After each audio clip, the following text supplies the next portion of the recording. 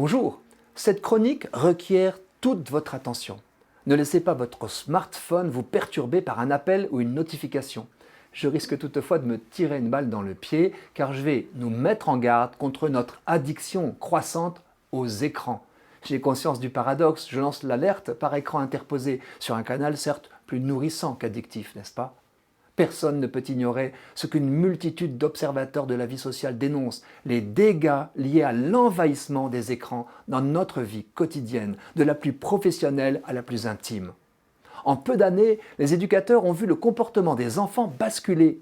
Ils sont passés de l'ouverture aux autres par le jeu et les échanges directs à l'enfermement sur leur écran. Fenêtre sur le monde entier, les mini-vidéos excitantes sur TikTok fascinent. À côté du déluge digital, pour le moment en 2D, la vie réelle paraît bien fade. Toute attente génère de l'ennui.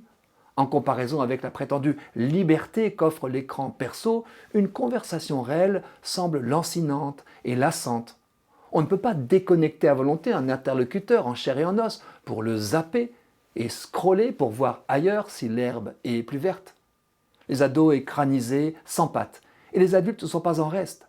J'ai rencontré des jeunes qui pensent bien gérer leurs écrans, car ils sont presque nés avec, mais se désolent que leurs parents en soient incapables. Nous souffrons tous, à un moment ou à un autre, de réaliser que ceux auprès desquels nous vivons préfèrent leur écran à notre présence. Dans les transports en commun, les files d'attente, au restaurant, chez soi, dans nos lits conjugaux, on ne se regarde plus, on ne se parle plus. Pas de quoi s'étonner, les logiciels dits sociaux sont conçus pour dévorer le maximum de notre temps. Addicts aux shoots de dopamine provoqués par les images et notifications, nos cerveaux en demandent toujours plus, au plus près de nos désirs tyranniques. Dans ma jeunesse, la télévision dénaturait déjà les soirées en famille. Scotchés devant l'écran cathodique, nous étions des millions à avaler passifs la même médiocrité au même moment. Opium collectiviste du peuple.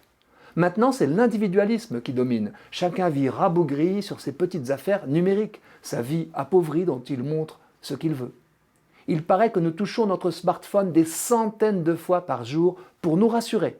Il est bien là, je suis sauvé. Dans Laudato Si, le pape François évoque l'omniprésence du monde digital qui nous empêche, écrit-il, de vivre avec sagesse, de penser en profondeur, d'aimer avec générosité. Le bruit de l'information devient divertissement. Pour le pape, les émotions artificielles ont plus à voir avec des dispositifs et des écrans qu'avec les personnes et la nature. Et l'offre écrasante de ces produits conduit à l'insatisfaction, la mélancolie et l'isolement. Avec lui, je prêche sans doute largement à des convaincus, mais cette prise de conscience est un premier pas salutaire. Reconnaître la maladie, notre addiction généralisée, est le début de la guérison. Je proposerai les prochaines fois quelques clés de libération. Restons sur ce constat positif, que le mal soit reconnu est déjà une bonne nouvelle.